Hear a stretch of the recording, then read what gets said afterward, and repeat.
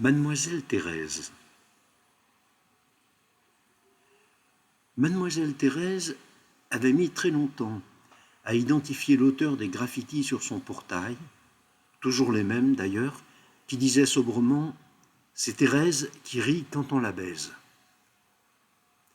Thérèse n'était pas vraiment choquée pour elle-même par cette inscription, vu elle riait effectivement quand on la baisait, elle n'y pouvait rien, elle avait la jouissance joyeuse, elle était faite comme cela et s'en amusait. Ce qui la gênait davantage, c'était que ce graffiti s'étalait au vu et au su de tout le village, sur le portail de l'école où elle enseignait et vivait. Comme elle avait de nombreux amants, elle avait du mal à deviner lequel d'entre eux pouvait être l'auteur. Car il n'y en avait qu'un. Assidu, il passait chaque nuit pour renouveler sa proclamation. L'écriture était toujours la même. Aussi, chaque matin sortait-elle avant l'heure de la sonnerie pour passer un coup de blanc sur l'inscription. Son portail était l'un des mieux peints de la région. Elle voulait pourtant démasquer le coupable car, chaque fois qu'elle serrait un de ses amoureux dans ses bras, la question venait lui gâcher son plaisir.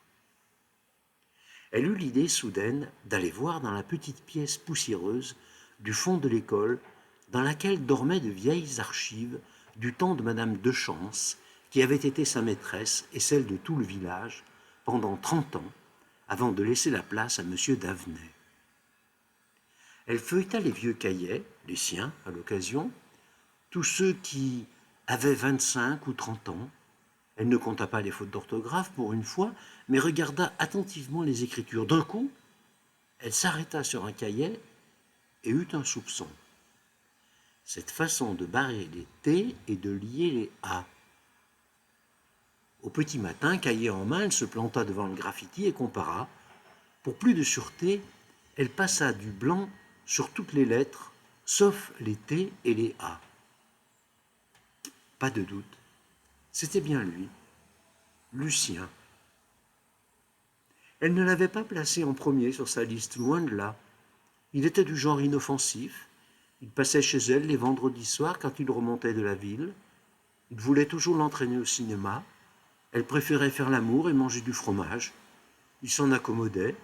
Ils s'entendaient bien, mais elle ne riait pas particulièrement plus avec lui qu'avec d'autres. Pourquoi éprouvait-il le besoin d'écrire sur son portail? Elle ne voyait qu'un moyen de percer le mystère et d'obtenir vengeance et réparation.